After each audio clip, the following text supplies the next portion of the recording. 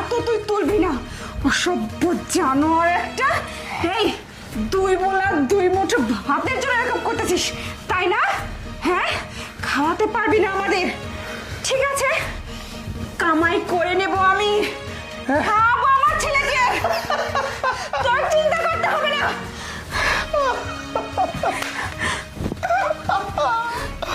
কামাই করবি, কামাই করে খাবি ছেলেকে।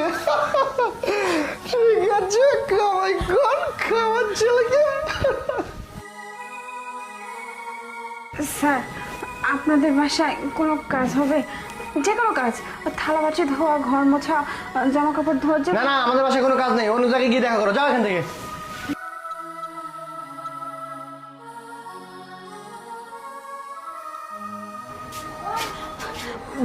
ভাইজান, আপনাদের এই হাউজে কোনো কাজ হবে? যে কোনো কাজ, আমি ওই বাচ্চাকে নিয়ে করতে পারবো, একটা কাজ দিন না।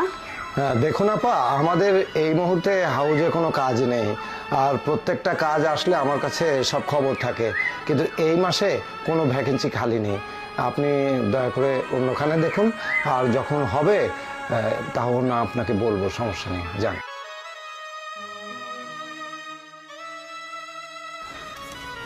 ম্যাডাম, আপনি আসতে বলছিলেন, আসছি। ও, আপনি আসছেন? আপনার একটা কাজ আছে, কাজটা তেমন কঠিন না।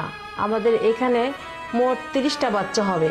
ওই বাচ্চাগুলোকে আমরা যেভাবে মাতৃস্নেহে লালন পালন করি, আপনাকে ঠিক ওইভাবে কাজ করতে হবে। আর আপনার যে বাচ্চাটা আছে, পাশে একটা স্কুল আছে, আমি ওইখানে প্রিন্সিপালের সাথে কথা বলছি, আপনার ছেলেটাকে যেন ওইখানে তারা নেয় এবং কম খরচে যেভাবে হোক পড়াশোনা করানোর একটা আমরা করে দিব। তো এটা নিয়ে আপনি কোনো টেনশন করেন না। ম্যাডাম, আপনার কথা আমি সারা জীবন মনে রাখবো। এই খারাপ সময়ে আপনি যে আমাকে একটা কাজের ব্যবস্থা করে দিলেন না, এটা আমার জন্য অনেক বড় পাওয়া। ম্যাডাম, এর থেকে বেশি কিছু আমার দরকার নেই। এত কিছু ব্যবস্থা করছেন, আমি সত্যি অনেক খুশি ম্যাডাম। আপনি আমাকে যা বলবেন আমি তাই করব। আচ্ছা ঠিক আছে, আপনি এখন যান।